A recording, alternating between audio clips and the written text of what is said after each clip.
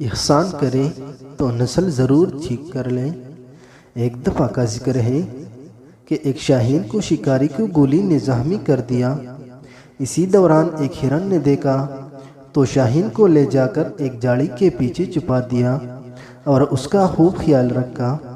کچھ عرصہ بعد شاہین صحت مند اور اڑنے کے قابل ہو گیا تو اپنے محسن سے کہا، میں اس کا بدلہ کیسے اتاروں گا؟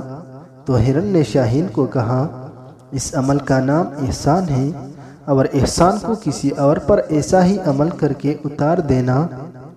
چند روز بعد شاہین نے دیکھا کہ سیلاب کے پانی میں ایک چوہا پھنس کر مر جائے گا، تو اس نے اس کو پانی میں سے اپنے پنجوں میں لیا اور اپنے گھونسلے میں لے آیا اور اپنے پروں میں چھپا کر گرمائش دی۔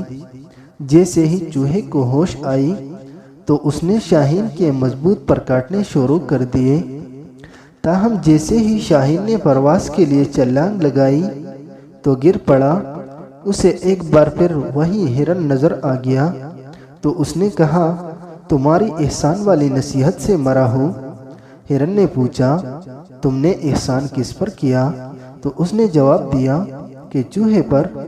تو ہرن نے کہا کہ تمہارے ساتھ ایسا ہی ہونا چاہیے کہ ان کے بے نسلے پر احسان کرو گے تو سزا بھی بھگتو گے، اس لیے احسان بھی نسل دیکھ کر کرو تاکہ نسلوں پر سے یقین اور اعتماد قائم رہے۔